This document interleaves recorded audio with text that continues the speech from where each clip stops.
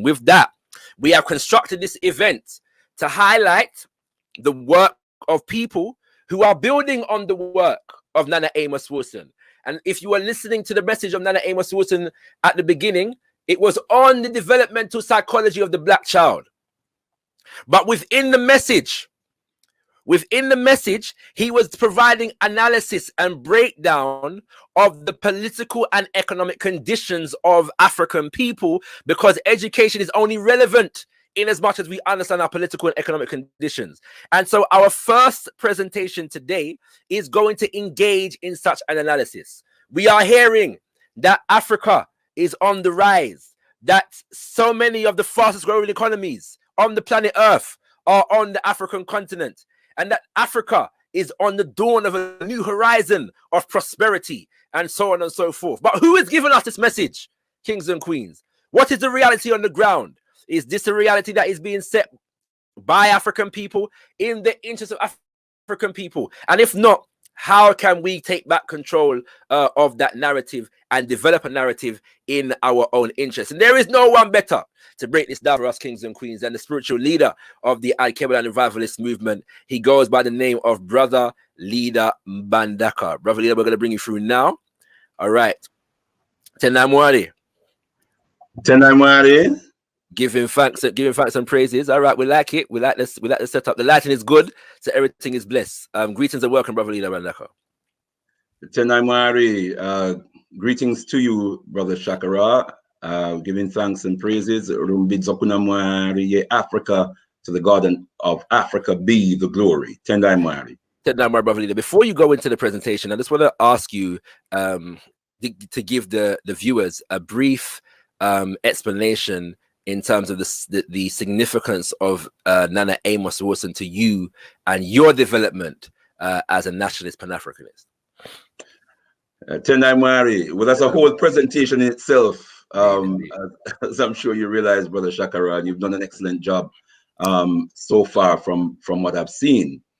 Baba Amos Wilson, as many of us will know, was a warrior scholar and a powerful liberation activist before he was a psychologist, I think a clinical and social psychologist who did a great deal of work and pronouncements in education psychology as well. I have been blessed to have been following his works since at least the mid-80s, the mid-1980s. And first and foremost, I listened to his voice and listened to his analysis and breakdown of the developmental psychology of the black child before I even knew who he was. Someone gave me a tape of this man, and just I remember the voice itself, just the power of the voice and the spirit. There was something about the spirit of Baba Amos Wilson that connected with me. It exuded sincerity, tenacity, profundity in terms of his love for his people. My impression was of a man with a great deal of penetrative understanding and analysis of the conditions of our people, particularly as it related to the development of our children and the development of our children's education. And I think at the time, the thing that struck me more than anything else was that studies had been done. And this is now moving from listening to the tape, Developmental Psychology of the Black Child, to actually buying the book. And then later on buying, also purchasing a copy of the Awakening the Natural Genius of Black Children, listening to further tapes of Baba Amos Wilson.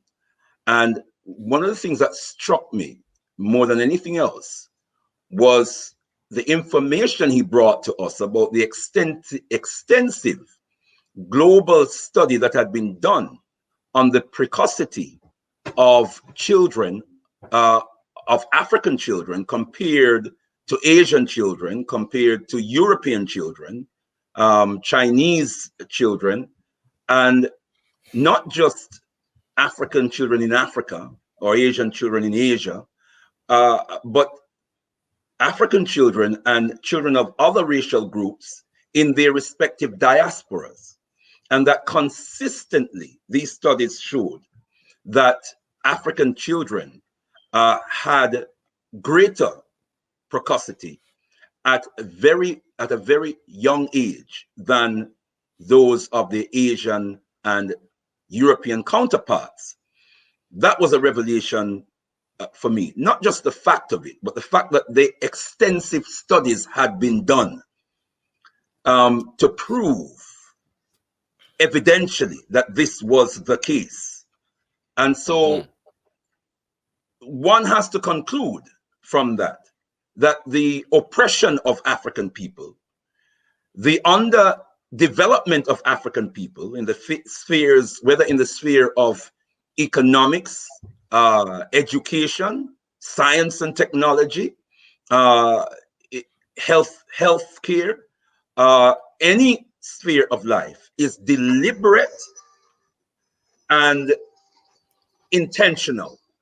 One has to, that's the only logical conclusion that one can actually come to. So I know I'm not doing a major presentation on Amos Wilson. So let me summarize by saying that I continue to follow his works, and I know that you have you've highlighted some of his book titles of the powerful, awesome volume of work that he has done. The internet and YouTube is awash with his speeches and his commentaries, and it's there for brothers and sisters to access.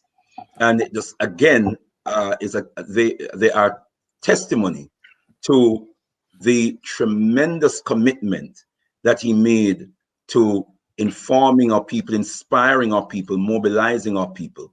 And I think one of the things that certainly has always rested favorably with me was his uncompromising approach, yes, African-centered, nationalist, Pan-Africanist. And also, you're always winning for me when you credit the work and the legacy of the most eminent prophet and king, His Excellency Marcus Mosiah Garvey. And Baba Amos Wilson certainly did that. His passing in 1995, I do remember it very, very well. I remember where I was when I got the news. Myself and two of the leadership, including my queen, Sister Kai, were actually at a printer's, Brother Buzz, who had a printing service. And we went to get some stuff printed. And when we arrived, he said, "Have you heard the news about Amos Wilson?" We said, "No." And he said he passed. And we were just dumbstruck. You know, we were just absolutely dumbstruck. So we hail him. We honor him. That's right. We lift up his spirit.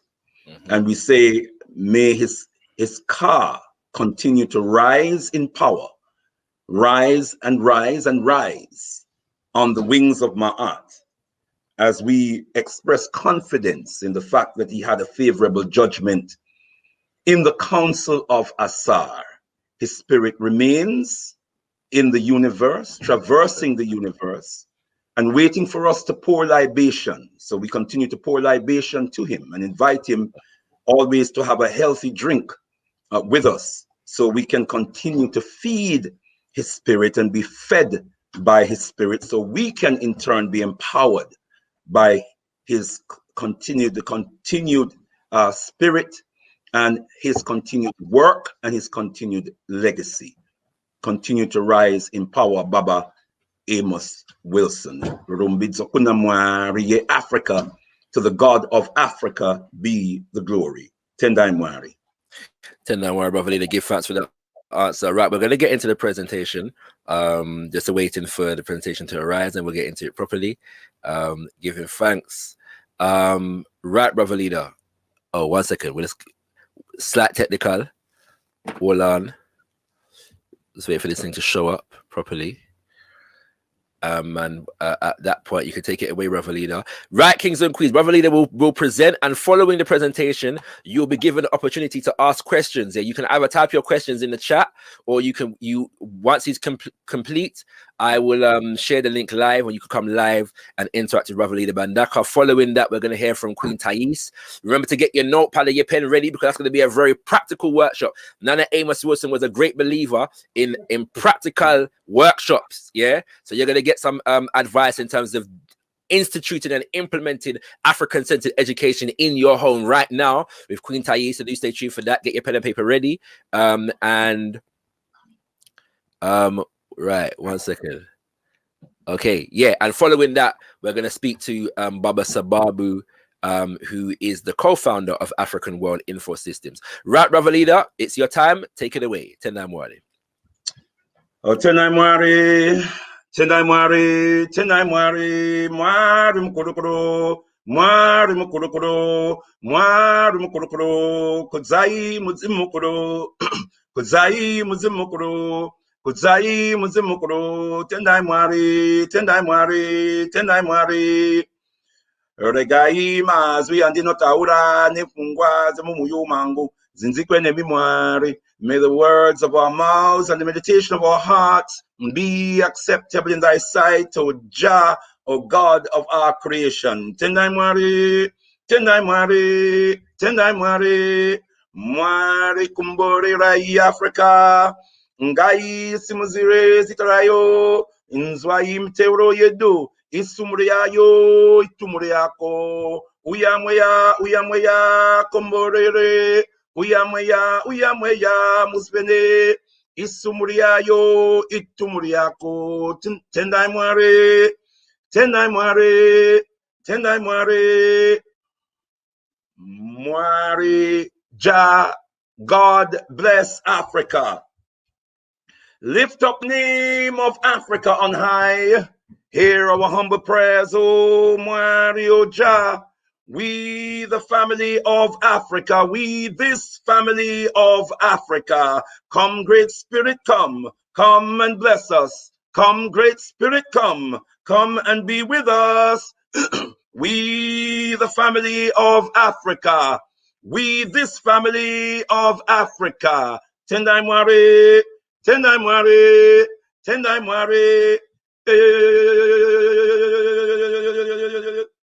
Royal elders, queens and kings, princesses and princes of great Mama Africa, I bring greetings in the most precious, powerful and bountiful name of our motherland, our Kebulan, Mama Africa, in the sacred spirit of our most gracious ancestors, and in a prayer for oneness, hope, and prosperity for all African people on the face of Mother Earth. Rumbidzokuna Mwari Africa, to the God of Africa be the glory. Tendai Mwari, I say again, Rumbidzokuna Mwari Africa, to the God of Africa be the glory. To the God of Africa be the glory for African life, for the meaning and purpose of African life, for health and strength and daily food, for the rising of Amin-Ra, the sun, upon this day of Umoja. Umoja. I didn't say Sunday, I said the day of Umoja, as we reclaim the right and the power to define time and space and circumstances. And so we say again, Rumbidzokuna Mwari Africa, to the God of Africa be the glory. Be the glory for the legacy of our beloved Baba, our warrior scholar, our psychologist, our educationalist, powerful African sage, African thinker, for the power of his work, for the depth of his love for the discipline in his commitment to the total liberation of our African land and people, the glory of our African ancestors, and the attainment of a much higher quality of African human existence. We are thankful to the God of Africa. We are thankful to Mtume Mukuru, our great ancestors, for the breath of life. The breath of life that came through the cat, the body, the car that emerged through and from the body of our beloved Baba Amos Wilson. We hail him. Hail him! Hail him! Hail him! To the God of Africa be the glory for the organizing of this important event to mark, to honor the life and the works and the legacy of Baba Amos Wilson. We say again, we continue to pour libation to this awesome, powerful spirit that continues to traverse the universe, searching for vessels, African human vessels, to occupy, to empower, and to continue to direct in the fight for total liberation. We love you, Baba Amos Wilson. To the God of Africa be the glory for being invited to come and share some thoughts with you around such an important, vitally important topic. Is Africa really on the rise? Is Africa really on the rise? Tendai Mwari, on the 17th day of January, as I move into the topic, we must remind ourselves that on this date, in the year so-called 2013, we say 6253.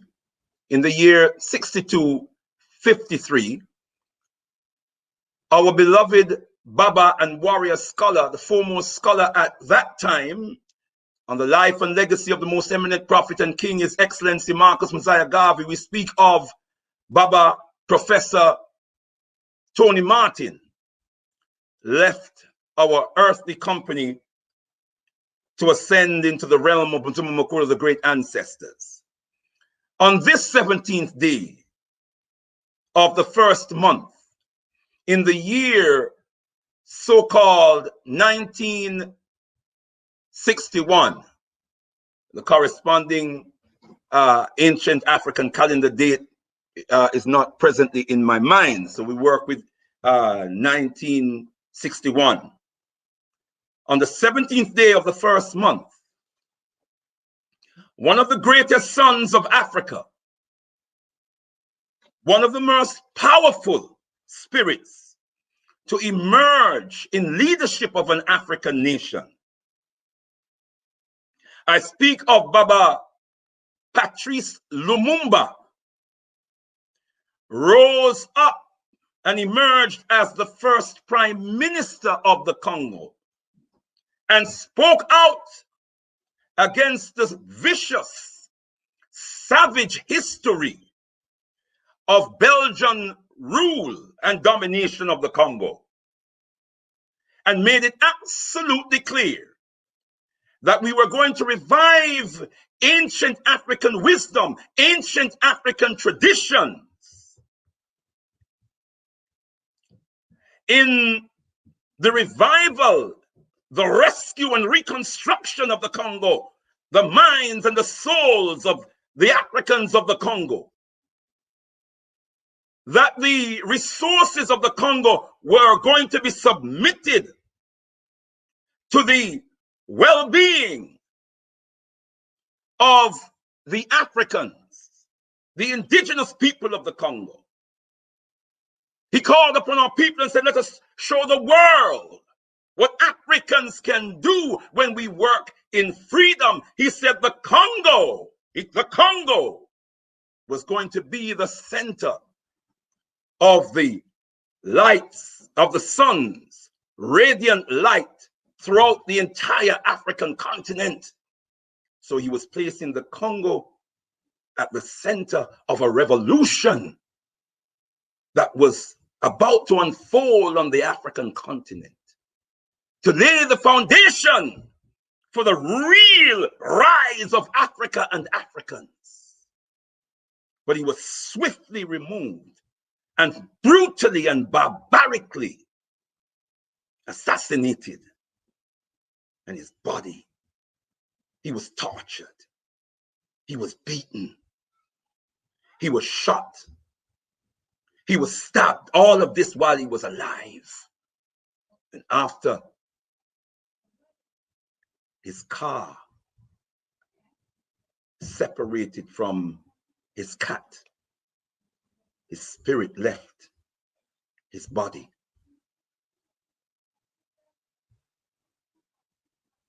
They chopped him up, dismembered him, God knows into how many pieces, doused his body in acid. In fact, they buried him, dug him up, and then chopped him up, doused his body in acid. And all that remains of our Baba today is a few gold teeth that his family are still campaigning and demanding must be returned to them. The world must know this. Africans everywhere must know this, and that's why I have to talk about this. We're talking about Africa's rise. And I don't want us, brothers and sisters, to be bamboozled as to what Africa's rise really means and what it would really look like. Today marks, and I believe this is the forces of African spirit that has brought about this occasion on this day, which marks the 60th anniversary, a landmark since the assassination, in the assassination of our great and eminent prophet, warrior, king, Baba Patrice Lumumba. Let us hail him. And very quickly, brothers and sisters, just to mention that in a few days' time, we will also be observing the anniversary of the passing of Baba Amilcar Cabral, who left our earthly company. He was also assassinated on the 20th of January in the year 1973. We must also mention Sylvanus Olympio, who was assassinated on the 13th of January, 13th of the first month in the year 1963, 3 days after he started printing Togo's own currency in defiance of the imposition of the French who imposed the CFA which was pegged to the French franc, so that they could continue to dominate the economies of the so-called Francophone African nations. So let us remember also Sylvanus Olympio, because all of that is fundamentally relevant to our topic this afternoon. And just to let you know, brothers and sisters, I have one of the geniuses of the African world community, unsung genius, who is working with me, a brother by the name of Brother Olatunji Heru, who is a multi-genius in his own right. And if you want to hear from Brother Olatunji, tune in to Africa Speaks with Al Kebalan on Galaxy Radio every Monday evening, GalaxyAfiwi.com, every Monday evening. And you will hear our brother, who is our producer for our radio show, but also has been thrusted in the role of presenter because of certain circumstances, within certain internal circumstances. So we hear Brother Olatunji. He's operating my PowerPoint, and so we're going to move forward. So Brother Olatunji, if you could just take us forward to the next slide, please.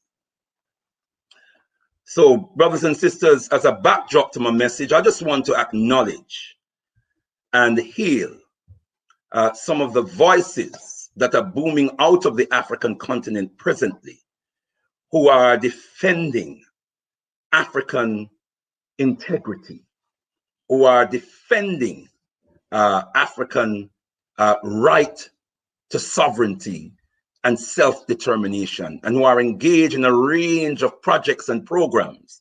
I'm not going to go into any detail and all of that, brothers and sisters, but please note Mama or Sister Arikana Chimbori Kwao, Brother PLO Lumumba, Sister Mumbi Sekari, Brother Julius Malema, Sister Afiong Elafiong, Brother Kemi Seba, Sister Malens, Bart Williams, Brother Nana Kofi. I can't see his name at the moment, but Nana Kofi. I couldn't see his name. I was trying to remember it, brothers and sisters. Sorry. And also our beloved brother, Maponga Marara of Zimbabwe, Joshua Maponga Marara. Although I want to suggest that when you have a powerful name like Maponga Marara, you probably don't need Joshua. But I don't say that. I'm sure my brother would take that in the spirit that it is meant. We just want to heal them. And there are others, other young brothers and sisters I've come to know about recently. But let us just heal these brothers and sisters. And I would encourage brothers and sisters to go online, go on YouTube, and if you haven't yet, tap into the works of these brothers and sisters, because their pronouncements and their analysis and their work is very, very vital to the real rise, the rescue and reconstruction of Africa, African culture, and African civilization moving forward. Next slide, please, Brother Latunji. Tendai Mwari. And I just want to also, brothers and sisters, I want to highlight some words of wisdom, some traditional words of wisdom, words I am sure that are coming from ancient African kingdoms, but which I was blessed to be nurtured intellectually and spiritually via my brother, Brother Maponga. Brother Maponga teaches us, when the wet wood gets burnt, the dry wood is in trouble. When the wet wood gets burnt, the dry wood is in trouble. Brothers and sisters, you will recognize that this is a metaphor. And so the concern here is not about wet and dry wood. The science, however, is an analogy to reflect on us as African people. We understand that scientifically, it is impossible to burn wet wood. It is impossible to burn wet wood. You can only burn wood when the wood is dry. So what's the relevance of that to us as African people? This is a backdrop now to exploring our subject. Is Africa really on the rise? See, brothers and sisters, there are those among us who call ourselves, or who might be referred to as conscious Africans, Pan-Africanists, freedom fighters, liberationists, revolutionaries, African-centered, all of these and more. We might be the wet wood among our people, the wet wood. We are the wet wood that is not supposed to get burnt. Only the dry wood can get burnt. But if the wet wood gets burnt, then the dry wood is in trouble. In other words, brothers and sisters, if we allow our African-centered intellect to be burnt away by the European fire of imperialism, then there is no hope for the rest of our people who have not even come into consciousness. Does that make sense, brothers and sisters? I hope it does, because it is very, very crucial. It is very, very vital, because the fire of European imperialism is ablaze across the African continent. In fact, I see a towering inferno of European imperialism across the African continent, and I see some wet wood getting burnt, and I'm worried. Because if the wet wood gets burnt, then the dry wood is in trouble. Our brother also says, when you go hunting with dogs, you entertain them with the bones. I love this one. You entertain them with the bones of the hunt so you can enjoy the meat.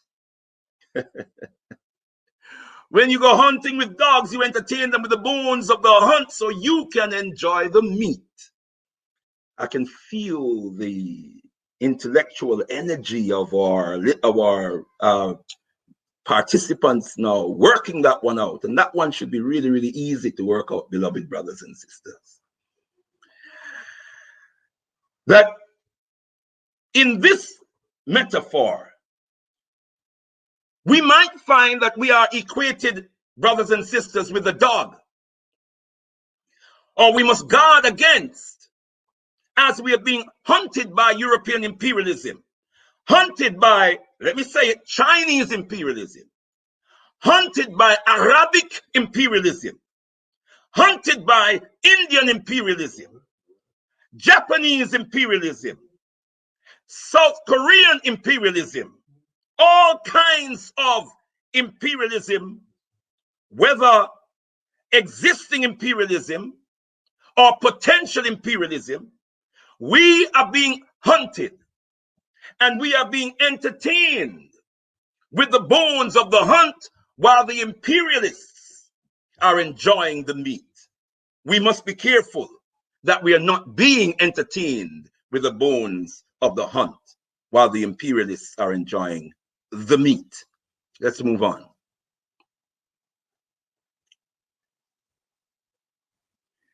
So is Africa really on the rise? With that backdrop,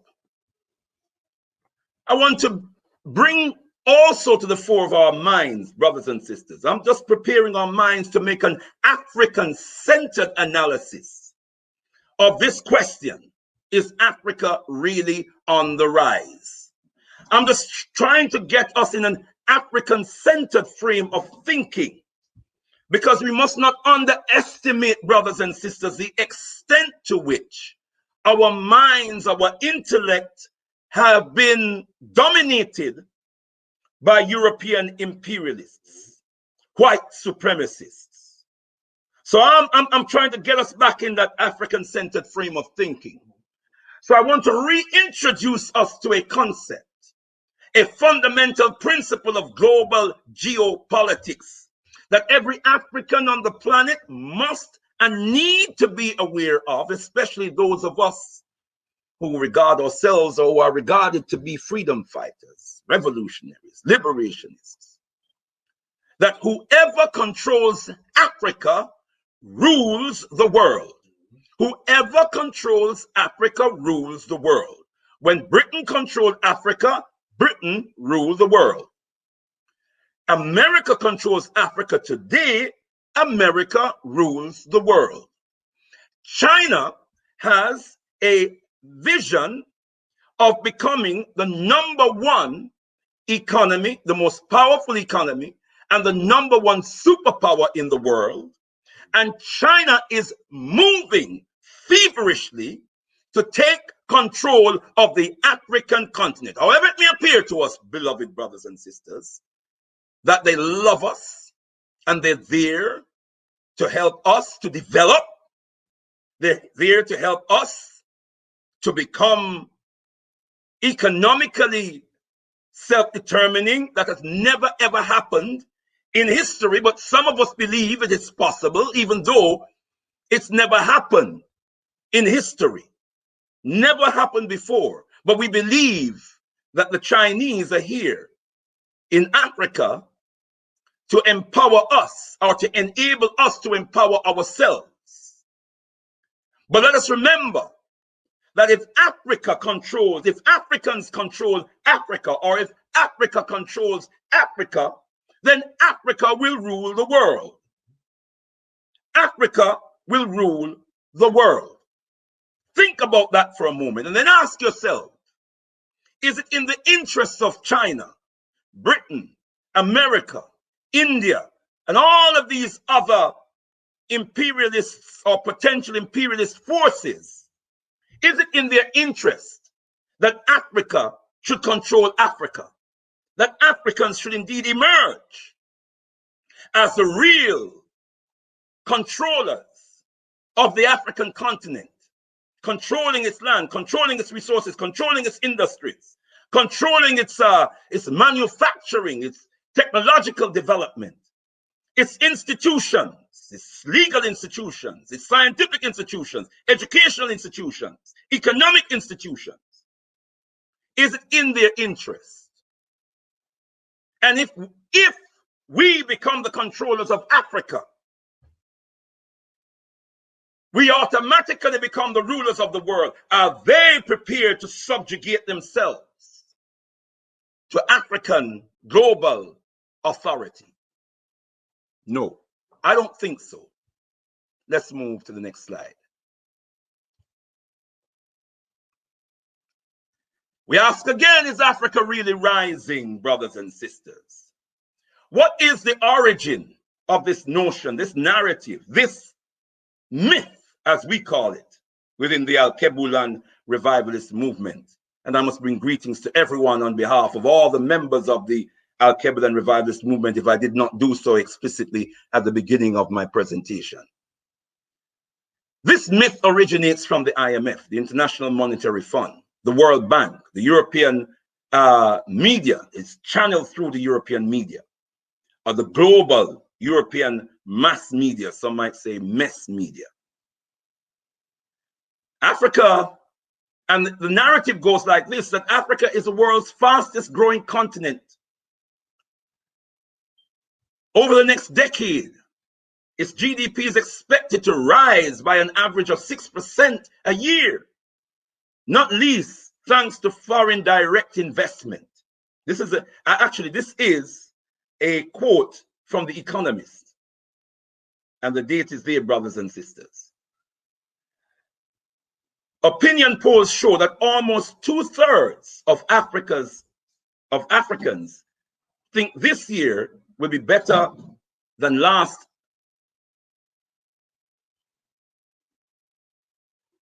To double the European rate. So let's move to the next slide, please. The myth, we must understand that this myth came about on the tail or in the wake of the 2008 financial crisis. And the purpose of this myth was to mobilize a scramble for Africa's resources, or let's say intensify the scramble, mobilize the intensification of Africa's resources, Africa's labor, Africa's markets in the wake of the crisis which had hit the European world very, very hard.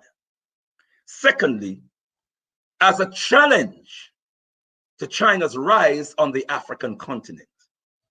China has been rising on the African continent steadily and consistently for at least a decade and a half, probably 2 decades on the African continent. In fact, it's in so-called investment on the African continent has risen in the period of about a decade from $10 billion US dollars to $200 billion US dollars. Now ask yourselves, beloved brothers and sisters, if China is investing it had risen to 200 billion about 5 years ago. It's probably nearer 300 billion now, beloved brothers and sisters. Ask yourself, if China is investing over 200 billion on the African continent, what are the returns on those investments for China? What are the returns of those investments? Let me just ask that rhetorical question and leave it there. Let's move to the next slide.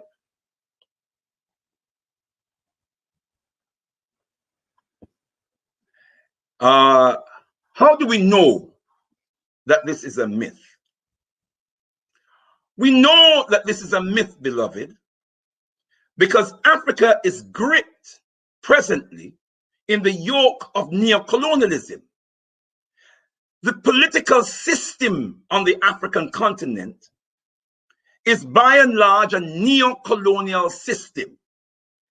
And neocolonialism, as taught to us by the Osagyefo, the Redeemer, Kwame Nkrumah, neocolonialism is the last stage of imperialism. Neocolonialism is the last stage of imperialism. Imperialism is about imperialist powers amassing, exploiting the colonized, the oppressed, the exploited nations, the degraded nations for their own empowerment. And so, is it possible for Africa to rise when the trappings of neocolonialism are still erected on the African continent? I say no. It's a contradiction in terms. No matter how it may appear, it is impossible for us to rise within the context of neocolonialism, which is an expression of imperialism. Neocolonialism, brothers and sisters,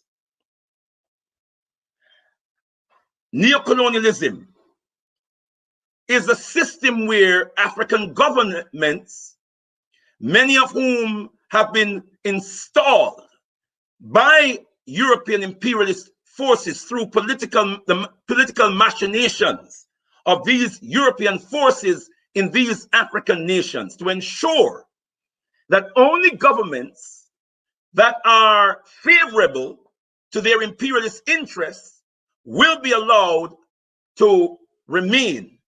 Otherwise, these governments are toppled, and we say more about that as we move on. Africa, we submit, can only rise within the context of revolution. Africa can only rise within the context of a challenge. When we talk about revolution, we're talking about a challenge to the system of neocolonialism, a challenge to the presence and the machinations of imperialist forces on the African continent. That is the only context in which Africa can really and truly rise. Let's move forward. The prevailing narrative of the myth, we call this, brothers and sisters, the bones that we're being fed. These are the bones that we're being fed by the hunter, the imperialists who are hunting us, beloved brothers and sisters. The 7 of the 10 fastest growing economies in the world are in Africa. This, brothers and sisters, is based, this bone that we've been chewing on, beloved, right, is based on percentage GDP, an analysis of percentage GDP, which on average, with these so-called fastest growing economies in Africa, on average 6 to 8% growth of gross domestic product. And that is, when we talk about the GDP, the gross domestic product is the total sales of a country through of its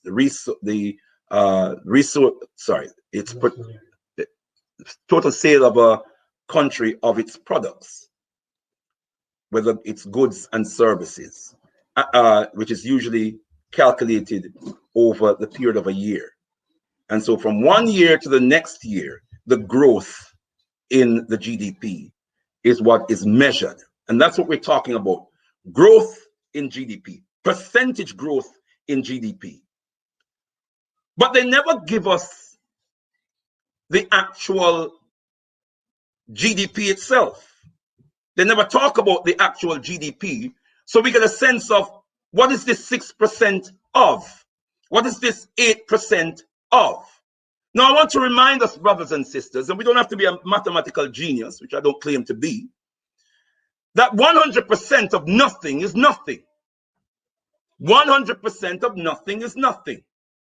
1% of something is something. So 100% of nothing is less than 1% of something.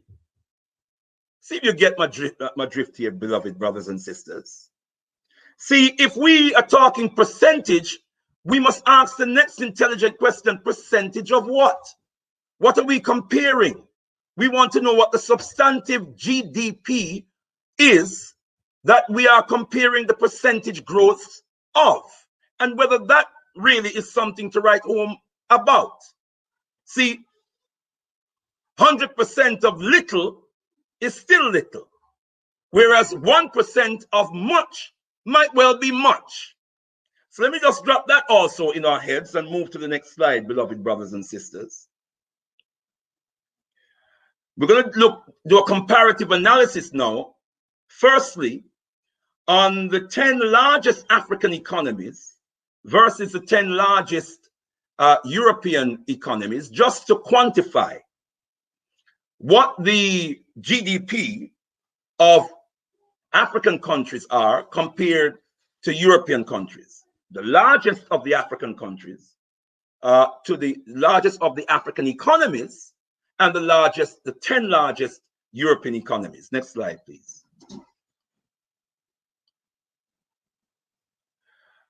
We look at this graph, brothers and sisters, or this grid. We'll see that the largest African economy, the one at the top, is Nigeria. Nigeria's GDP is 446 billion dollars. I'm in the UK, so I have a tendency to talk about pounds, but we're talking about, these are measured. GDP globally is measured in US dollars. That is the kind of domination that the US economy has on the world. So we are talking in US dollars. And so the GDP of Nigeria, and this is 2019, by the way, these are 2019 statistics. The GDP of Nigeria in 2019 was 446,000 and the rest billion US dollars. Now, the Nigerian population is 196 million.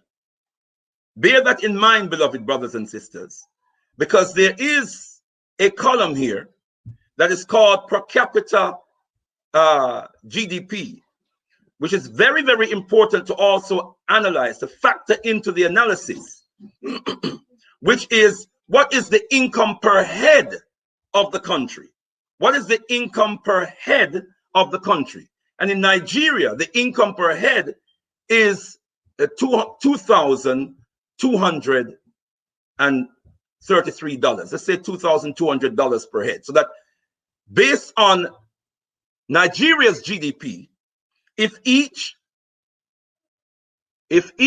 person within the Nigerian population was to be paid equally out of that GDP, each person would be paid $2,200 roughly. That would be their annual income, $2,200.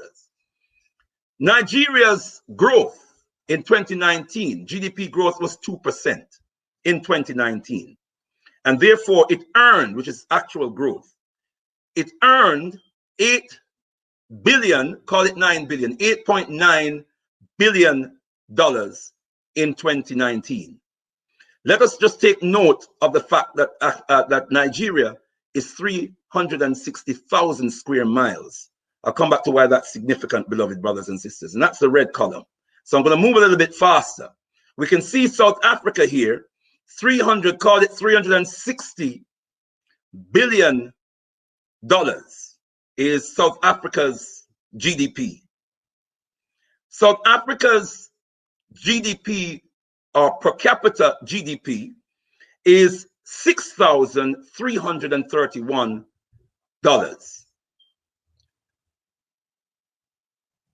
Its population is, call it 59 million people. Let's round it off to 60 million people. 0.2% was its growth in 2019, and it earned $717 million in 2019. Egypt, $302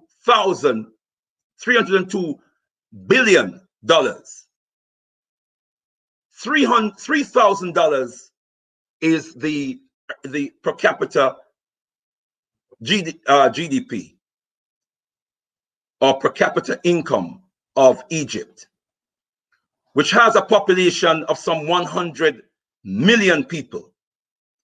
5.6% growth. Brothers and sisters, and earning $1.69 billion in 2019. Brothers and sisters, you can cast your eye over the rest of the graph, because we're going to move forward very quickly. But I want to look at the bottom, let's look at the last two, which is Ghana, whose earnings is $68 billion. Per capita income, or per capita GDP, is 2,300, let's call it. Its population is 31 million. Its growth is 6.7%, which is a healthy growth. Actually, we might want to just look at Ethiopia, that has a 9.9%, but we're going to look at that a little bit later on. We're going to look at another graph a little bit later. One moment, beloved brothers and sisters. I just need to.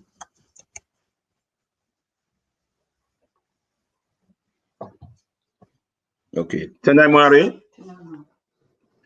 Okay, so brothers and sisters, Tanzania is the 10th. Tanzania, $62 billion. Look at the income, brothers and sisters, per head. $1,100 per head is the income. 196. That's not correct. The Tanzanian population, that's not correct, beloved brothers and sisters. And the income is 5.6%. Actual growth, 3.4 billion in 2019. Let us look at Africa's total GDP for 2019. 2.6 trillion. So Africa's earnings across the continent was 2.6 trillion. That's its average earnings, continental earnings.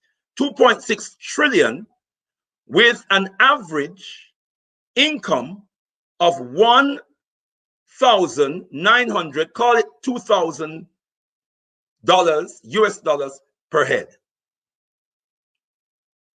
Our population is approximately 1.3 billion across the African continent. Actual growth is 96 billion in the year so-called 2019. And our continent is 13 million square miles, although some sources will tell us 12, some will say 11.6. But African-centered sources tell us 13 million square miles, and so I'll work with that. Let's go to the next slide, brothers and sisters. Now let's look at Europe's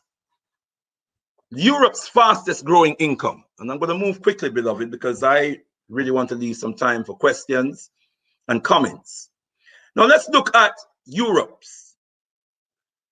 Germany, beloved brothers and sisters, is the largest of Europe's economies, earning a whopping 3.4 trillion in the year 2019. What was Africa's average earning, GDP earning in 2019? 2.6 trillion.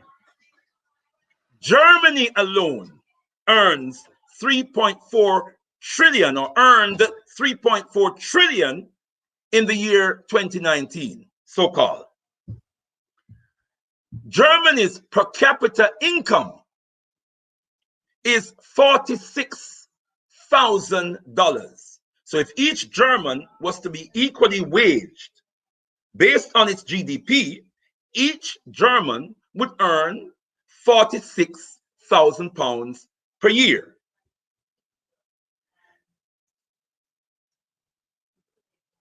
Our largest economy, Nigeria, by contrast, each African would earn £2,200 per year. Look at the population. The population of Germany is 83 million. Germany's growth, brothers and sisters, is 0.6%, just over 0.5%.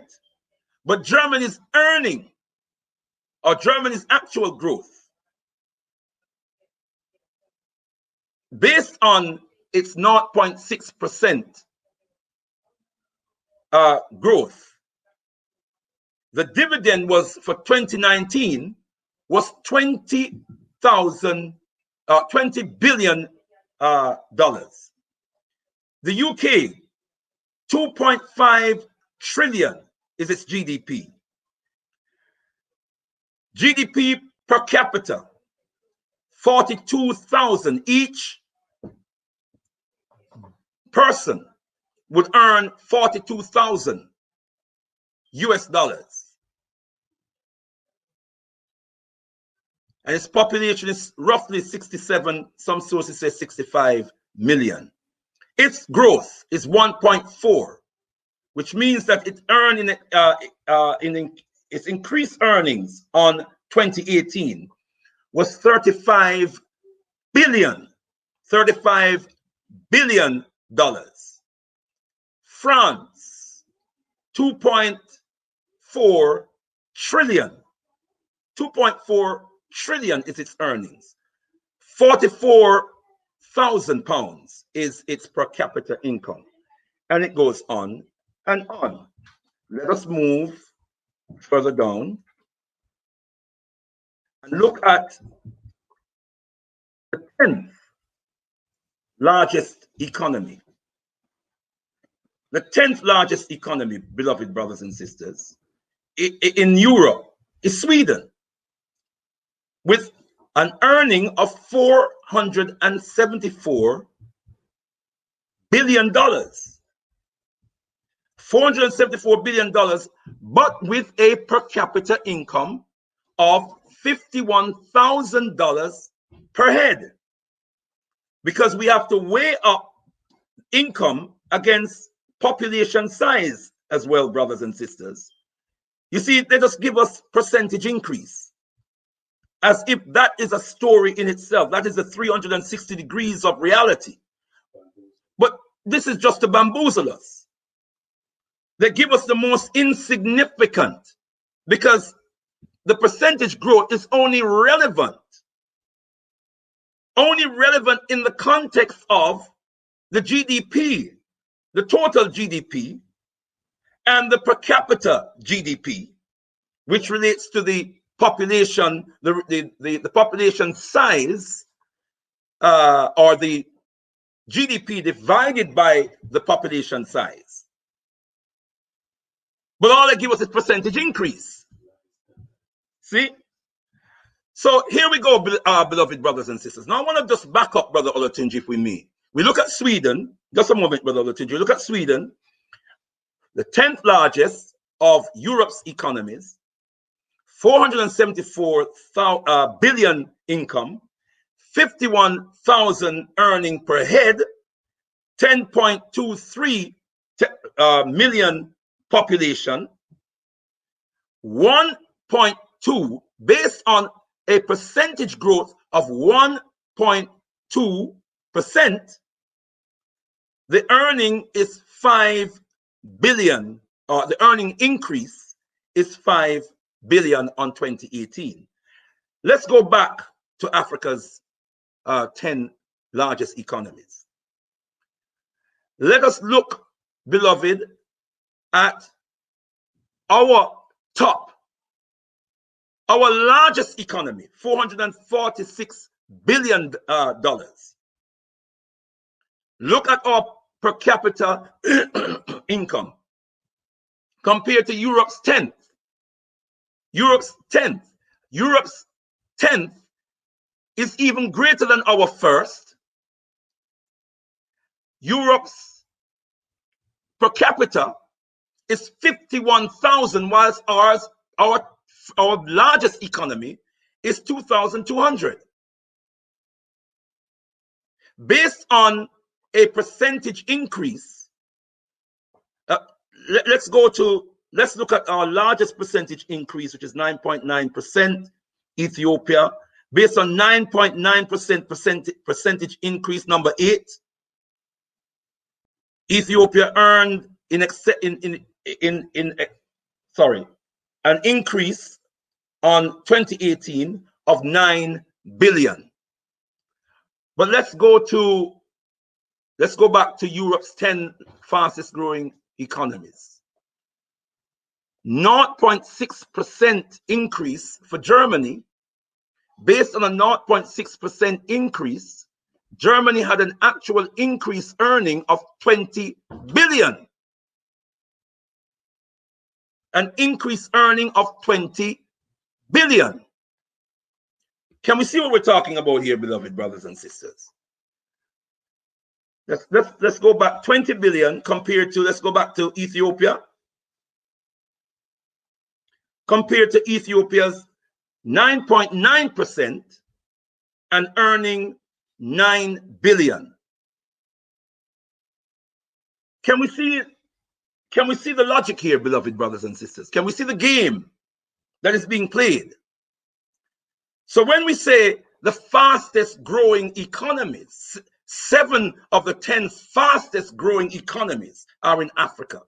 Well, let's look at the 10 fastest growing economies in Africa, which I believe is the next slide, beloved. Or it might be, the US is the next slide. No, let's go back, Brother Olatunji, thank you. Let's go back. Let's look at the US very quickly. United States GDP is 21.5, let's say, trillion. Its per capita income is $65,000 per capita. Its population is 330 million. So 330 million people in the US. If its income was to be evenly distributed, would earn $65,000 each. Its growth is 2.3 in 2019, was 2.3%. And based upon that 2.3 percentage growth, it earned more than Nigeria's GDP, which is 492 billion, based on 2.3%. Let's go to China. China, 14.34 trillion is China's economy, GDP. 10,261 is the per capita income. 1.5, and China is a very interesting phenomenon, beloved brothers and sisters. I'll come back to that in a moment. 1.5 billion is the population. 1.5 billion population. 6.1% is China's growth, and based on that 6.1%, China earned nearly double Nigeria's income, which is $874 billion dollars in the year so-called 2019. Now, when exploring or when analyzing comparatively China's per capita income with America's per capita income, or when talking about per capita income, brothers and sisters, there are all kinds of variables that we also need to take into account. What the level of government spending in a country is also very relevant. Do people have to pay for education, or is education free? Do people have to pay for healthcare, or is healthcare free? What are the implications of housing? Are there social, to what extent does the government provide social housing, which is a cheaper form of housing? So what the cost of living is in the country is also are also variables that we need to take into account. And in China, by and large, education is free. By and large, healthcare is a mixture of government provisions, public healthcare, as well as insurance. But public healthcare is there for those who cannot afford insurance. And for those who can afford insurance, there's still at least 50% of public health care that each Chinese citizen is entitled to.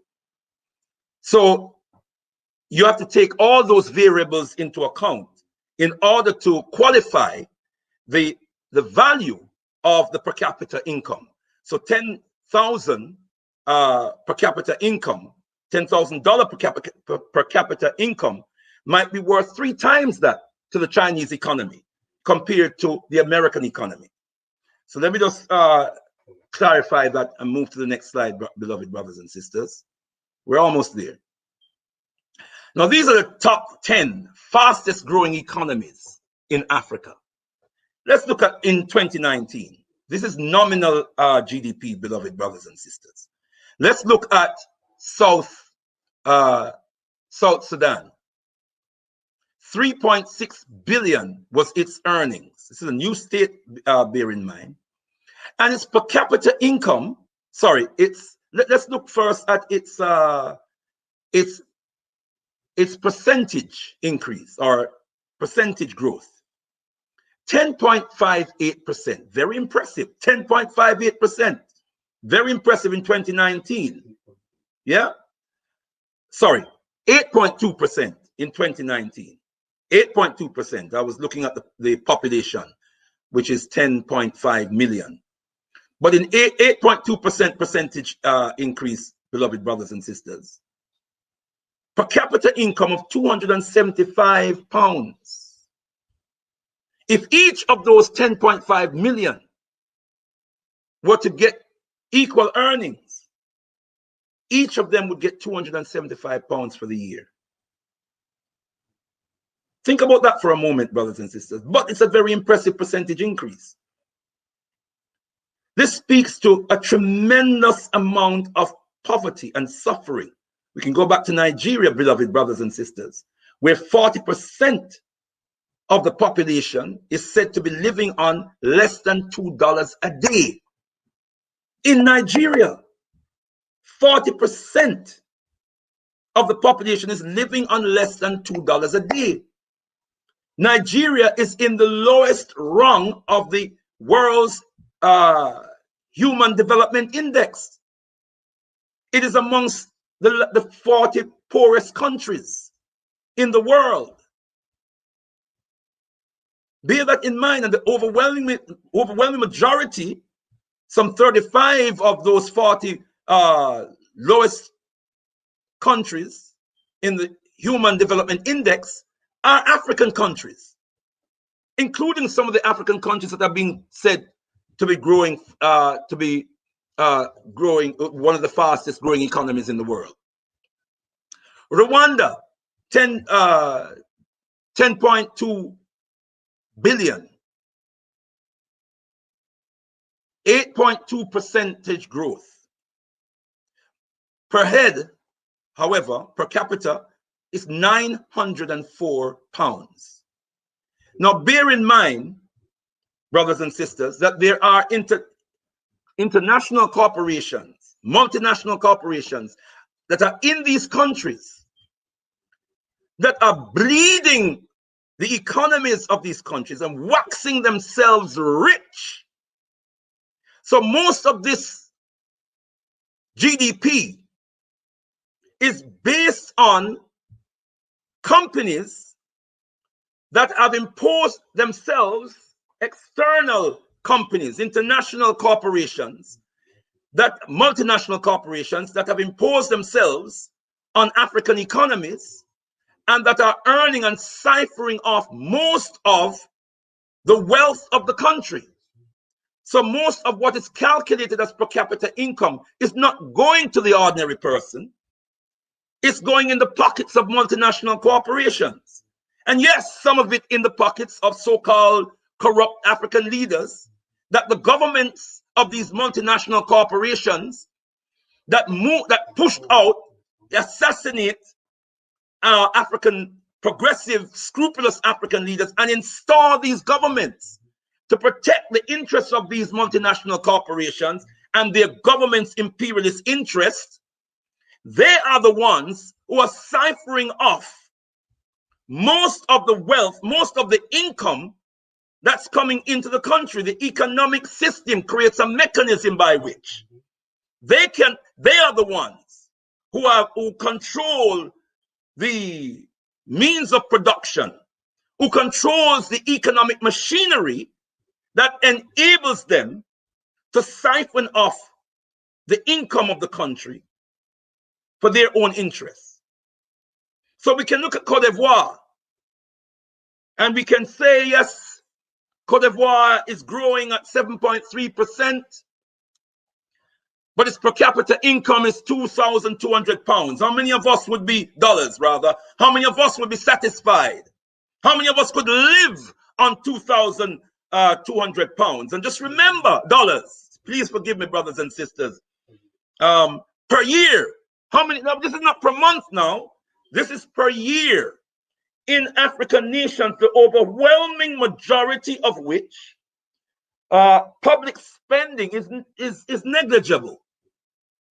There are no welfare states, free education, social housing.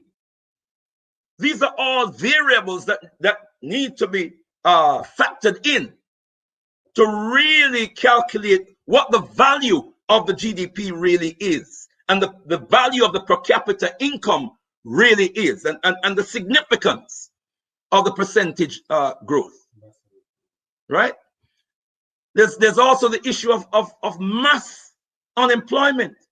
In most African nations have this issue of mass unemployment, especially among the youth. Mass unemployment.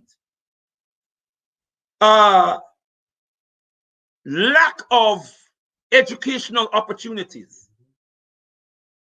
Lack of health care. So let's quickly, sorry, Brother Olatunji, can you just back me up again, please? Let's go right back to Europe's 10 fastest growing. I just want to go to the bottom so that brothers and sisters can see that Europe's income, Europe's average income across Europe is $18 trillion. Yes? And this is of the EU countries, $18 trillion. Yeah? Tendai Mwari. I want to draw our attention, beloved brothers and sisters. Let's move to the US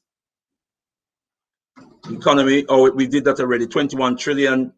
Let's move to, remember Africa's is 2.6 trillion, beloved brothers and sisters. China is 14.3 trillion. And let's move again forward, Brother Olatunji. Okay. And we look at Africa's again, 2.6 trillion. So Africa's income, sorry about this because we're going to go back again, brothers and sisters. Africa's actual increase on 2018, the increase on Africa's income in 2019 from 2018 was 96.2 billion. Sorry, 92.6 billion, based on 3.5%, 3.7% growth. Let's back up to Europe.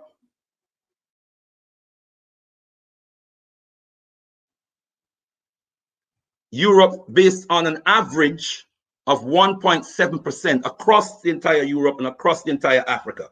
So Africa's percentage growth across the African continent is more than 2 times Europe. Yes. Europe's across the continent, its percentage increase is 306 billion. So that's what we're working with, beloved brothers and sisters. That's what we're working with. And that is the trick of the trade, to have us chewing on the bones while Europe and others are feasting on the meat of Africa's economies, Africa's natural resources, Africa's productive capacity. They have us exciting ourselves around percentage, so-called high percentage increase of little or nothing, comparatively little or nothing. And we hope that we have put this in context this afternoon. To summarize, I want to move to the anomalies of this myth of Africa rising. And we want to emphasize that we affirm that this is a myth on the basis of the following. The nation states of Africa are neo-colonial constructs. We've dealt with that already, but it bears repeating. Neo-colonial constructs. The neo-colonial borders were designed to serve European imperialism, to ensure that African nations would not be able to, remember we have indigenous nations in Africa. And this neo-colonial imposition and reconfiguration of the African continent was designed to chop up these nations, chop up these kingdoms, chop up these empires, and to configure the continent in a way that would make it easier for Europe, harder for Africa to unite and resist, and easier for Europe to oppress and exploit and dominate, right? And to control. And remember that Europe sat down in the Berlin Conference in 1884-85 and collectively determined how they were going to do this. Partly also to avoid them going to war with each other.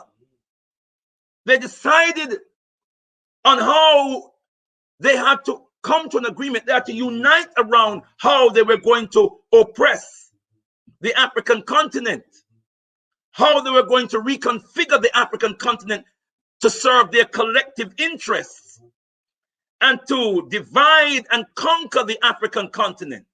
And that construction is still there. So how do we expect us to rise within the context of that construction that was designed to ensure that we did not rise? Africa's major institutions are Eurocentric. They are colonial. The political institutions, look at the political institutions of Africa. We're copying Westminster. We're copying the Westminster model. We're copying Washington.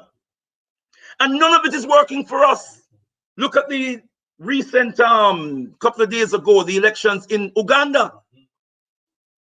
In many cases, beloved brothers and sisters, the parties that emerge in government are the ones that are backed and funded by European imperialist forces. In many cases, Britain pays for the elections. America pays for the elections. Why are Britain and America paying for elections in Africa? To preserve British and American interests. France pays for elections in so-called Francophone African countries. Why? So they can rise? The economic system is designed to maintain a system of exploitation. How can we rise in that context? How can we rise in the context of systems of privatization in in a context where Africans do not have the financial wherewithal to compete with big multinational corporations. And so they swoop down on Africa like vultures, tearing at Africa's carcass. Right? And we are saying we're rising because maybe the leg of the carcass flexed a little bit. The educational system is a colonial educational system across the African continent. So our minds, we can't rise without being in the right mindset. We have to have an African-centered mindset. Whatever the mind can conceive and perceive, it will achieve. And Eurocentric education is designed to ensure that we can't even perceive and conceive in the mind of liberation, of rising, let alone to bring it into actual being. Our religious systems are based on worshiping alien gods, using alien cultural modalities. And this book from Sibusiso Bengu has an apt title. He says we're chasing gods that are not our own. Our legal system, our media, our defense and security system, science and technological system, film, sports, leisure, predominantly Eurocentric. There's no way we can rise. Move on, please, my brother. Let's move on. I'm going to go through this quickly, brothers and sisters. We're looking at the anomalies. Progressive African leaders assassinated. Historically, we have to look at the historical context that has brought us to where we are today. We cannot discard history, brothers and sisters, in our analysis of the present. So many progressive, scrupulous African leaders that were determined to rescue and reconstruct Africa in the interests of Africans. Some inspired by the works of the most eminent prophet and king, His Excellency Marcus Messiah Garvey. Many of them were gunned down like wild animals. Look what they did to Papa Lumumba. We honor him on this day. This day marks the 60th anniversary of the vicious slaughter of that great African king. And many of us have forgotten him. There's no tribunal. There's been no tribunal questioning, interrogating who killed Patrice Lumumba, how, why. We have an African Union that should have commissioned that a long time ago. If we have any pride and any dignity in ourselves, we would demand that these things were interrogated. Who toppled Papa Osagyefo Kwame Nkrumah's government? Who killed Madiba Keita? Thomas Sankara, Samora Machel, Amilcar Cabral, Ruben Nyobe. Who killed them? We can't be talking about rise. How long shall they kill our prophets while we stand aside and look? We can't be talking about rise when they've murdered our prophets who came to inspire us to rise. And then based on their chicanery, we're jumping up now saying Africa is on the rise. No accountability for the murder of, no man, brothers and sisters, the blood of our blood has got to be more precious. Our blood cannot be shed in vain. We have got to tell them, we've got to let them know African blood is precious. Every drop of African blood is precious. The 6 million killed in the Congo War, the Second Congo War, which is still going on. The millions killed in Rwanda, the millions, the thousands killed in Central Africa. In the Cameroons right now, there's a massive conflict, which is a spillover from colonialism. Blood is being shed. Africans are being traumatized. African humanity is precious. African blood is precious. We can't let them play these games with us. AFRICOM, the US Africa Command, is in 35 countries on the African continent. America has its military boots on the grounds of 35 African countries. By the way, China has 2,000 boots at least in Djibouti now. And we heard that China wasn't interested in militarizing their relationship with the African continent. Well, it started. It started now, brothers and sisters. At least 2 years now, China has had military boots on African soil. Why? France has military boots in at least 14 African countries. And many of us, it's gone over our heads that between 2010 and around about 2013, 2014, France did a clean sweep across Francophone Africa and got rid of a number of African leaders. That's another subject for another time.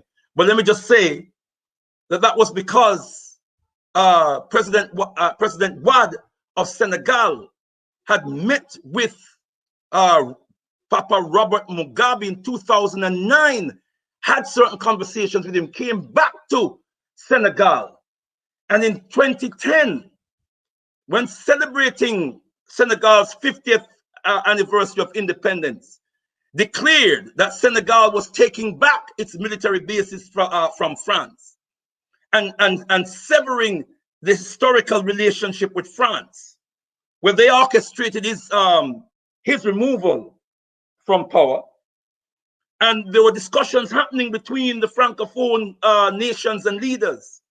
All of them were removed by France, right? Another subject for another time, brothers and sisters, but it happened systematically between 2010 and around about 2013, 2014. And that has just gone over our heads. That's just gone over our heads. France, Francophone nations have to pay colonial debt to France. They're involved in this devilish contract with France, where they've been forced to agree. This is what we call gunboat diplomacy, brothers and sisters, with a gun to their heads. This is why Sylvanus Olympia, who we mentioned at the beginning of my message, was shot to death the third day after starting to print Togo's own currency. 85% of their foreign reserves must be lodged in the French treasury. France, I need to move on, beloved brothers and sisters. Let's move to the next slide, Brother Olatunji. France has trading rights in Francophone, so-called Francophone African nations. So-called Francophone Africa is ridiculous terminology that we use. French-dominated Africa.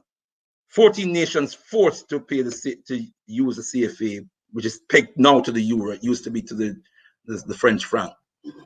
No accountability for the destabilization of African nations, societies by Europe, Euro-America, Ghana, Congo, Nigeria, Zimbabwe, Rwanda, Uganda, Burundi, South Sudan, and it goes on and on and on and on, and it's still going on today.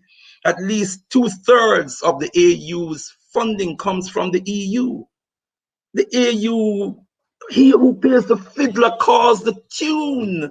The AU is not ours. They don't have to answer to us. We don't pay them. They answer to their paymasters. Is that rocket science? The majority of our most fertile, mineral-rich land is owned by foreign multinationals. Think about that, brothers and sisters. Over 90% of Africa's natural resources are appropriated for external benefit. You wonder why Africa is the richest continent on the planet, and yet Africans are the most impoverished. I didn't say the poorest. I said the most impoverished, which is a condition imposed on African people. You wonder why? When we have 90% of the world's platinum, 90% of the world's diamonds, at least 50% of the world's gold, 75% of the world's coltan, 66% of the world's manganese, 60% of the world's most arable land. And it goes on. Cobalt. We have at least some 35–40% of the world's cobalt.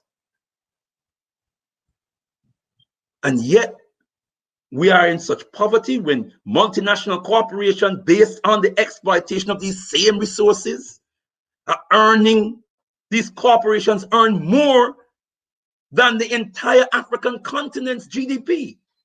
We want to talk about GDP, let's look at that reality. Let's look at that reality, beloved brothers and sisters, about some 6% of some meager little trash that they create. Let's move on to the next slide, my brother. More than 90% of Africa's natural resources benefit foreigners. Privatization is not a conducive economic model for Africa, and I've expressed that earlier on, because most Africans do not have the financial wherewithal to compete with foreign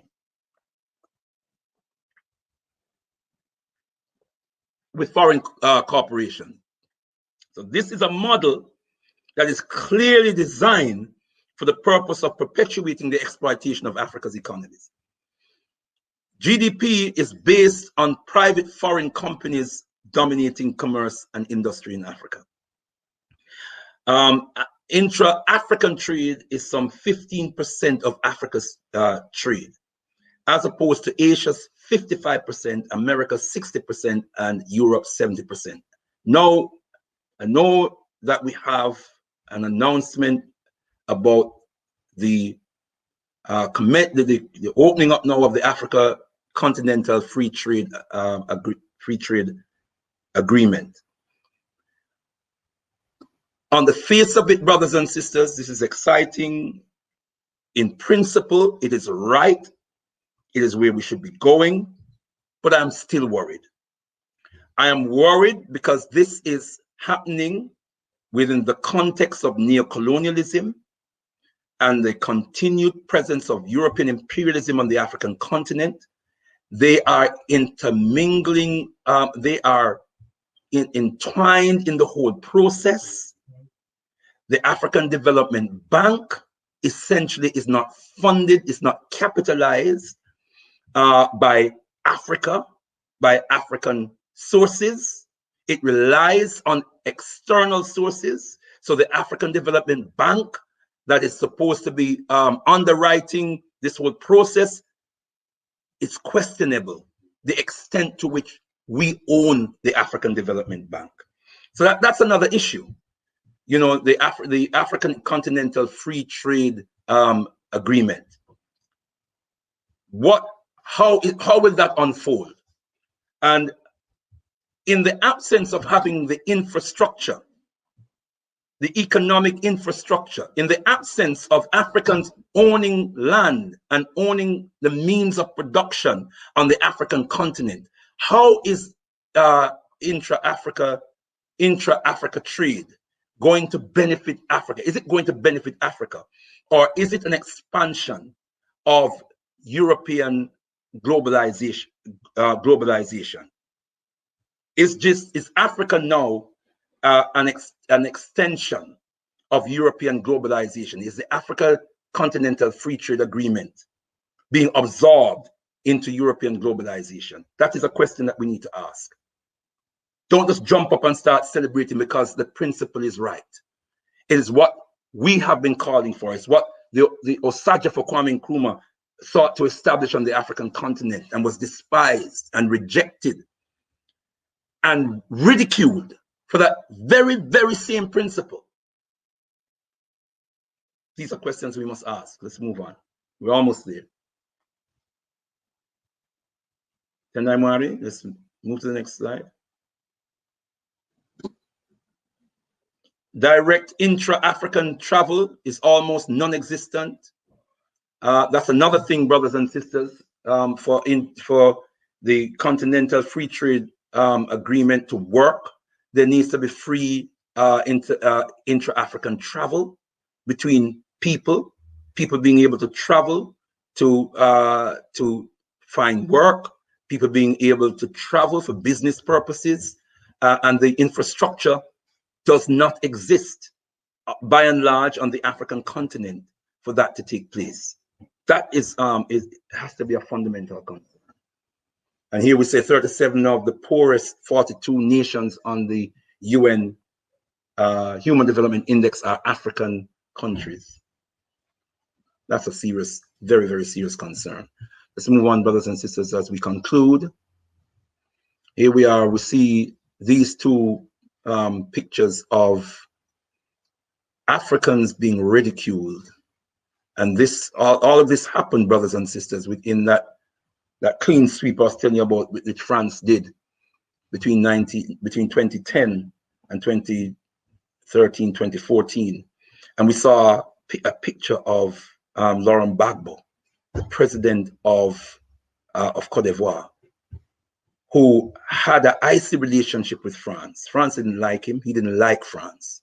And he was one of a number of African, so-called Francophone African leaders who had got fed up of French domination, who were making pronouncements that France did not like, and who was targeted for French, what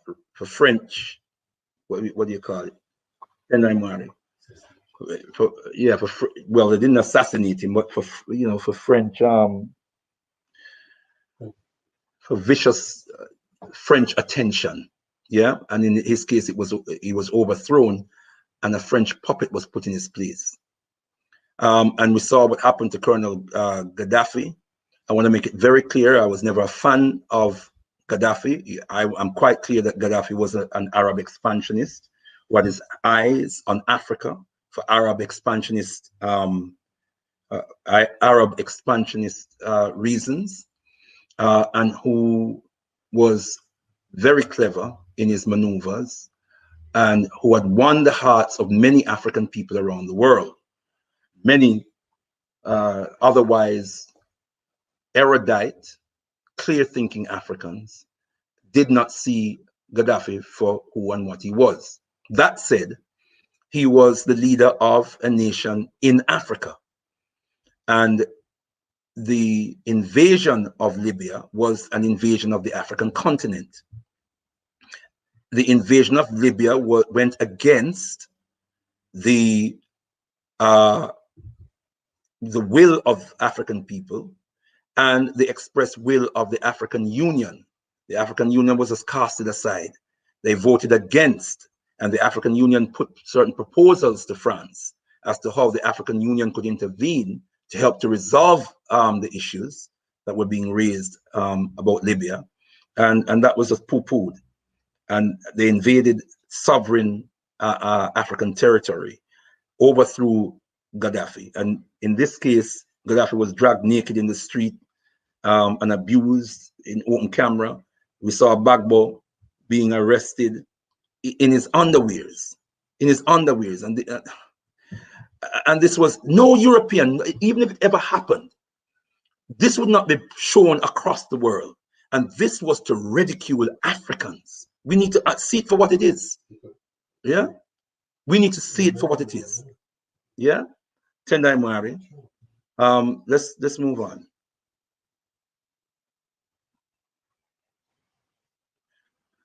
We need to be very careful about Rwanda as well. There's a lot of talk about Kagame and the tremendous work he's done in Rwanda. There is reference, or there are references to developments that are taking place in Rwanda. We have to ask ourselves, however, how much of that development is based on our independent agency. We need to know that Tony Blair and his African Governance Initiative is involved in at least 8 countries on the African continent, including Rwanda. Rwanda is working, Kagame works very closely with Tony Blair and Bill Clinton. Ask yourselves, are they friends of Africa? What are their intentions towards Africa? We have to ask ourselves, and we need to look at the history of Kagame. Whether or not his intentions are good. Kagame has opened the continent. In fact, Netanyahu of Israel has praised and thanked Kagame for opening the continent back to Israel, the continent that closed off to Israel because of what Israel's role was in South Africa. Israel supported apartheid South Africa. Israel supported the Rhodesians and their oppressive schemes in Zimbabwe. And Africa, because of that, Africa had shut its doors to Israel. And Israel had a poor relationship with the African continent. But Kagame has been praised for opening up the African continent again to Israel. For what purpose? For what purpose? Effectively, Rwanda is run by Tony Blair. I'm putting that out there. Rwanda is run by Tony Blair and his African Governance Initiative. You can bring me back to that in the discussion. Yeah, we're closing now. Let's move on, Brother Latunji. I'm going to close where I started, and after this, just with the words of the most eminent prophet and king, His Excellency Marcus Mosiah Garvey. As we said at the beginning, beloved brothers and sisters, based on ancestral wisdom that came to us through our beloved brother Maponga Marara. When the wet wood gets burnt, the dry wood is in trouble. We are the wet wood insofar as we are awake and alive and conscious to the history of Africa and its people, and are consciously engaged, are actively engaged in liberation work for our people. We are the wet wood, and we must not allow ourselves to get burnt. When you go hunting with dogs, you entertain them with the bones of the hunt so you can enjoy the meat. Africa is still being hunted, beloved brothers and sisters. Africans are still being hunted, and we must ensure that in the process, in fact, we are the dogs in the hunt for African land, African resources, the control of African economies, and we are being fed with bones. We are being fed with the bones while the hunters, the European imperialist hunters, can enjoy the meat. So I close with the words of the most eminent prophet and king, His Excellency Marcus Mosiah Garvey. Hail him, hail him, hail him. If we were following this man's legacy, this man gave us the black print. The black, I didn't say blueprint, beloved. I said the black print for liberation. And the only way Africa will rise is in the context of the black print that this man has given us. The black print that the Osagyefo Kwame Nkrumah, Patrice Lumumba, and others sought to revive. And we've been informed by relatives of Papa Patrice Lumumba, whom we've been blessed to speak to on our radio show in the past, that Papa Lumumba's grandfather was a Garveyite, a staunch follower of the works of the most eminent prophet and king. So I close in his words, who urges us, unite, organize now or perish. Rise, come on, rise, you mighty African people, for you can accomplish whatever you will. Rumbidso kunamwari Africa, to the God of Africa be the glory. Tendai mwari.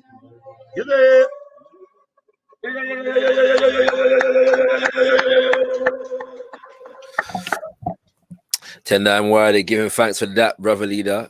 Excellent presentation. For those who are very familiar with the work of Nana Amos Wilson, I'm sure you can recognize the appropriate nature of a presentation such as that, you know, for today's proceedings. One might call it an excellent Wilsonian analysis of the conditions of our motherland and the African rising narrative kings and queens. Brother leader, you're at the last 5 minutes there, the connection seemed to be playing up a little bit, so I don't know if there's anything that can be done about that. It was a little bit choppy, so just bear that in mind. Okay. Just in case anything's changed. But it was fine for the majority of the presentation. Right, brothers and sisters. But we're gonna get into Q&A straight away. Yeah. Now, what I'm gonna do, there's two things I'm gonna do. One is let you know that you can post a question, as Brother Scattered Minds has done, in the chat, or you can come live, and ask a question or make a comment. And we don't restrict this discussion section to just questions, but we do. So you can feel free to make a comment, add some information, challenge. But we ask you to just be mindful of the fact that there may be more brothers and sisters who want to make a contribution. All right. So I'm going to share the link now for those who want to come live. Sorry, my brothers and sisters, my son is in the background. He's excited. He's playing with the cat. So yeah. So nothing's going on. So yeah. Yeah, I know, son. Yes. What's it called? With that. I do want to big up Brother Omawale Africa, who is in the building. Brother Abiola Soul, my brothers, Scattered Minds, and Nat Nai also. Welcome. And thank you for joining us. Right, the link is in the chat, kings and queens. The link is in the chat. Right, as we get into the discussion, brother leader, great and illustrious book here that I think we need to read 10 times, like this year, just so we know what the hell is going on in the world. Sheikh Anta Diop, Black Africa, the economic and cultural basis of a federated state. Must read book, kings and queens. Yeah, but right at the beginning of the book, in the forward, Baba Sheikh Anta Diop says to us, all of them, that the states in Africa he's referring to, are giants with feet of clay engaging in trying to square the circle to achieve meaningful economic unity without political union. No one wants to make the necessary sacrifice to achieve political unity. All hope to gain the benefits of economic integration without sacrificing the selfish interests of their governing groups on the altar of African unity. Yeah. Now, brother leader, by the way, family, the link is in the chat if you want to come live and ask a question. And there's a question already posted from Scattered Minds, so I'm going to get to that in a second. But the reality is, that I'm reading that because of the fact that, as you mentioned, the Osaje for Kwame Nkrumah, and as nationalists, we have our disagreements over Nkrumah, but there are some basic things that we affirm he was right, and especially in terms of his analysis on neocolonialism, it was absolutely correct, and the foresight that he manifested in that regard has been nothing short of prophetic, if we look at what's going on today. What we see, however, is neocolonialism, whereas for the last however many decades it's just been straight neocolonialism. At the moment, what we're seeing is neocolonialism with the veil of Pan-Africanism. So whereas Kwame Nkrumah and others were trying to get a unified African market, now they're saying we've got that, but we've still got the neocolonial states and the neocolonial corporations. My question to you is, what is the implications of this reality, in particular the free trade agreement, for the authentic movement towards African nationhood and sovereignty from an African-centered perspective, or a revolutionary Pan-African perspective? What are the implications? I hope that question makes sense, because, like you said, it looks like we're going in the right direction, right? It look on the surface of it looks like it, but for us who recognize the thing, it can sound like you're just complaining, right? For the sake of it, right? So, what are the implications of neocolonialism with the veil of Pan-Africanism for the actual authentic nationalist revolutionary African sovereign movement? And by the way, you're on mute, just in case you're unaware. Yeah, Tanai Mwari, it's as clear as ABC for me, and I think any clear-minded African, that liberation, revolution, economic empowerment for African people cannot occur within the context of neocolonialism, which is the last stage of imperialism. Neocolonialism is an expression of imperialism, and imperialism is a system and an attitude and a mentality that is designed to suck power from the oppressed and empower the oppressor. And so in that context, you have a political system that emulates the neocolonial masters. That political system is not going to empower African people. It is not going to liberate. It's not designed. Papa Omowale Malcolm X gave us the analogy of the duck and the chicken. And he said that a duck cannot lay a chicken's egg, or a chicken a duck's egg. It is impossible. It is cosmically impossible. The chicken does not have the cosmic mechanism to lay a duck's egg. It can only lay a chicken's egg. And Papa Omowale Malcolm X says, and if it ever happens that a duck lays a chicken's egg, then you can guarantee it's a revolutionary duck. Yeah. So it is just impossible. It is a massive contradiction in terms, and we must be awake and alive to the contradiction. There is a massive problem with not just the economic system the political system that we have on the African continent now undergirding the economic systems, but the caliber of leaders and leadership that we have is very, very problematic, because many of them are there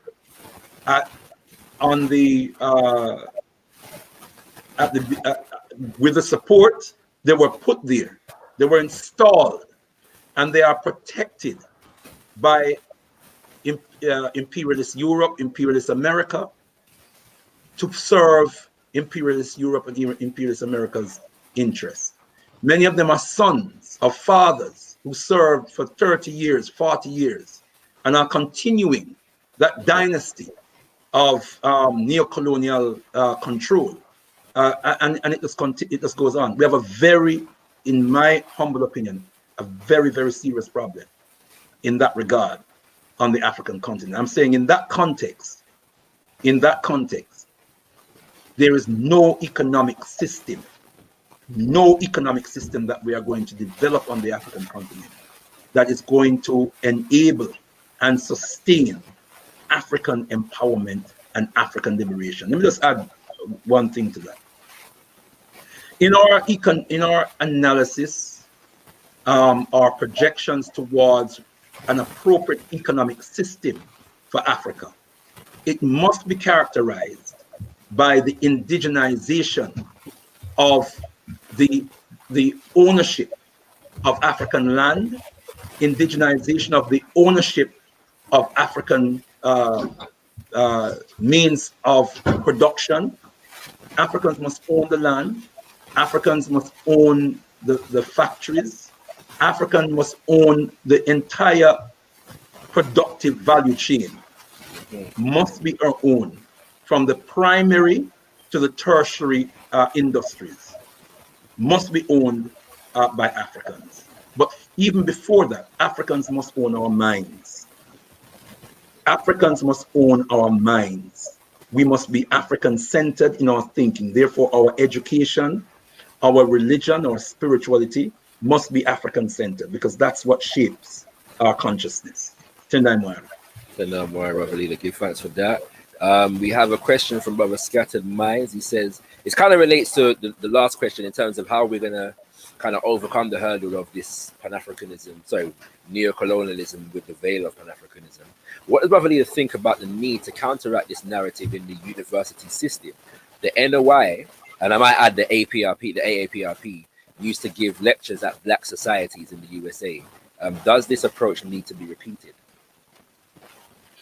Tendai Mwari, oh yes, I mean, we need to deliver messages, or lectures, if you will, wherever we can find African people who are prepared, are ready, or who we can encourage to sit and listen. The our media and propaganda machinery needs to be developed. And it's potentially more effective and more powerful than we sometimes think. Yesterday, I heard over certain so-called mainstream radio stations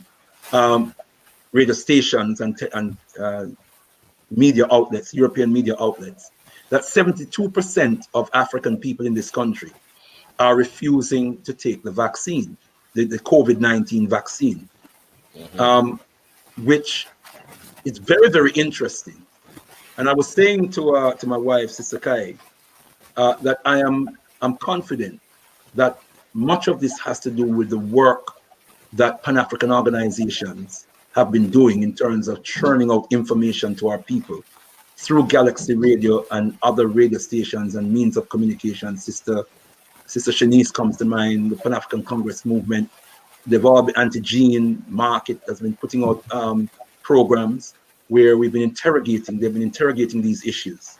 And I think all of that, plus the conversations that we've had in our families and in our homes and in our friends, our social circles, have helped to fortify the thinking of our people around this particular issue. So we must never underestimate just the flow of information, how powerful that can be. So if this information that you've received today has inspired you, has enlightened you, study the research, do your own research to develop on what you've learned or heard today, and just take the message out. Just like when they put out this narrative, Africa, the other narrative I should have emphasized is Africa is open for business. I hate hearing that. Africa is open for business. Because that's not a call from Africans to Africans. This is not Africans on the continent calling Africans in the diaspora to come home and invest, like what happened in China. Yes. That's what happened in China. It's a difference. You see, the difference between what happened in China in the last 30 years, or even more than that, for the last 50, 60 years. The difference between what's happened in China and what's happened in Africa is that China's transformation was China-led. It was independently China-led. China expelled their enemies or anybody they considered threat to the Chinese system. They expelled them or they marginalized them. They had them in communities where they couldn't come out. Sorry, brother Right? leader. What do you say to the idea on that point? Yeah, that it was only when France opened its doors to the West that it began to improve economically in any meaningful way. Only when France or China? China. Excuse me.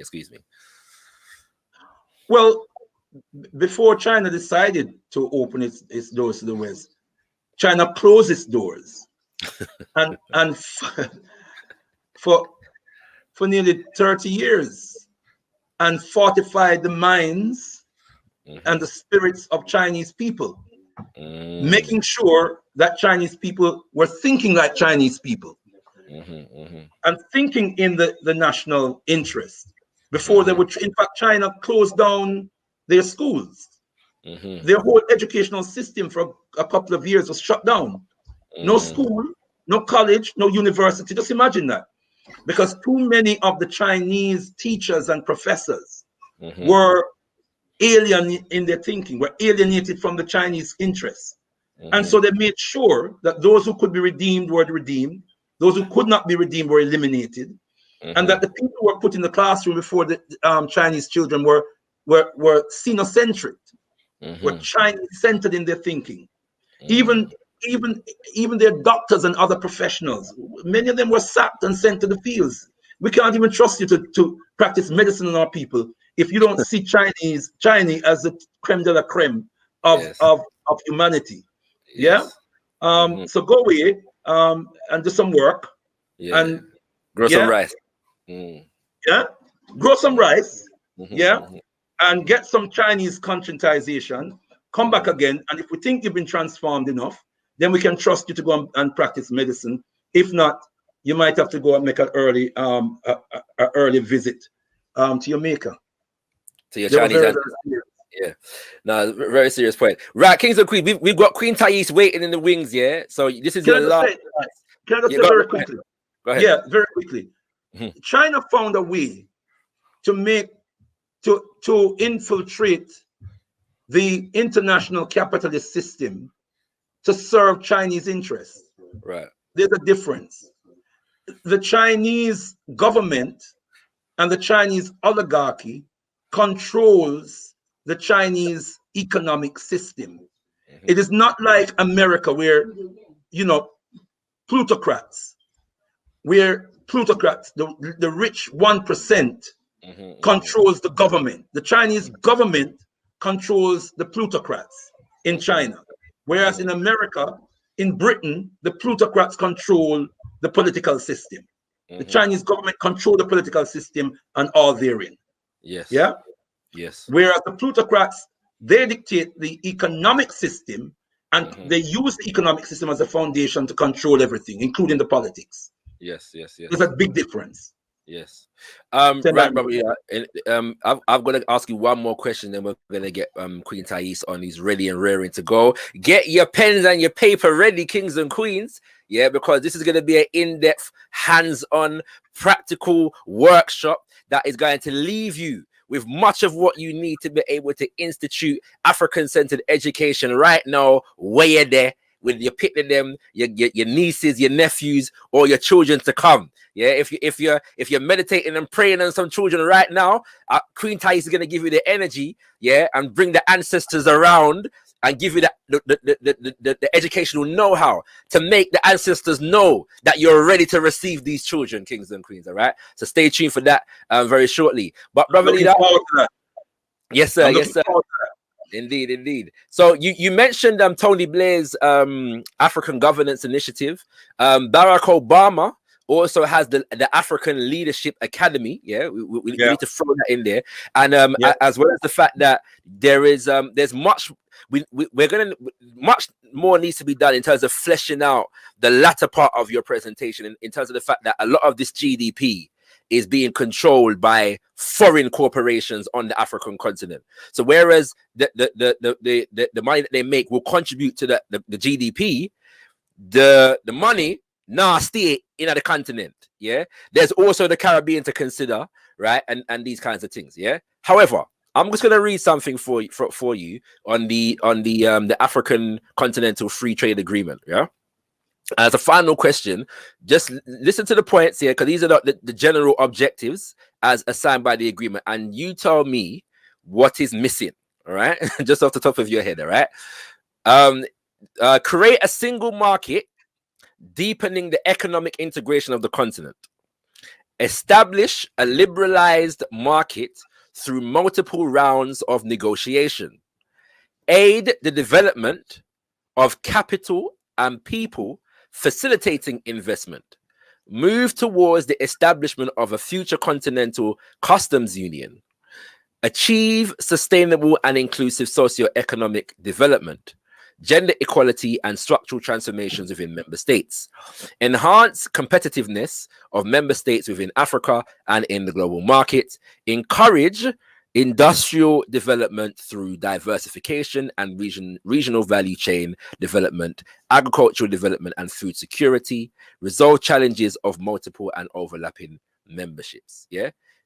How does that sound to you, brother leader, on the face of it? And I know that's a big question for the last one, but I'm not asking for an in-depth analysis, just a basic. How does it sound on the just like that? I'm sorry, very vague and uninspiring. It has to be said.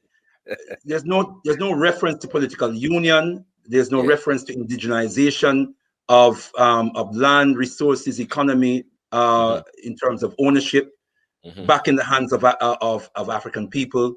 There is this term liberalization is a very, very problematic term. It alludes to neoliberalism, which is part of the system. It's integral to the system, the present system of globalization. So what I understand from that is the African continent is going to be opened up to private companies, multinational corporations, who will be deregulated, which means they can come in and do as they like. They're gonna provide tax-free havens for them to come in and have their economic orgies on the African continent and wax themselves rich. I'm not entirely persuaded by the present mechanism and methodology that underpins the present Africa continental free trade arrangement. I'm not persuaded by it. The principle is right. The logistics worries me. I just have I'm concerned that Africa is being laid at the feet of the globalists to exploit it in their globalization agenda. That it feels that way more and more. The more I look into it, that's how it feels. And I hope I'm entirely wrong. Give thanks, brother leader. It's been an excellent presentation. Nana Amos Wilson is smiling upon us, but as he's smiling, I can hear him saying to us, don't just after the analysis go and go do the work of organization. Of organization, so we give thanks for the inspiration, the information that you have brought, and like I said, Nana Amos Wilson will be proud. I'm going to put you in the back. And so feel free to stay around for the duration of the proceedings. All right. Yeah. Give thanks, Tatenda brother Shakara, for the invitation. It's been great. I've enjoyed it, and I hope brothers and sisters have benefited from it. Africa, to the God of Africa be the glory. Yes, kings and queens, that was brother leader Mbandaka with an excellent and insightful presentation there on the Africa Rising narrative. And as I said earlier, what we're doing here is that we are bringing in scholars and activists who are developing on and building on the work of Nana Amos Wilson. And when it comes to his work in education, a part of what inspires the development of this institution called Education is the fact that we have to set the role, the function, and the purpose of education for our people. And so if you listen to any presentation on education by Nana Amos Wilson, he engages an analysis of world politics, of global politics, in his presentations on education. So we have actually done that just now, engaged in an analysis of world politics. And now we are going to dive into the specifics, of the application of an educational process that will assist us in being able to solve the problems that were just highlighted by brother leader Mbandaka in that presentation. And I can think of few people in the universe as we know it who are more capable of dissecting, presenting, and harmonizing our thoughts, our souls, our spirits, our minds, and our actions around such an agenda, kings and queens, and our illustrious, our erudite, our talented, and just generally beautifully spirited sister, Queen Thais. So I'm going to bring forward to you right about now. Tenda Mwale, greetings. Welcome, Queen Thais. Greetings. How are you? I'm good. I'm feeling as bright as you look. You know what I mean?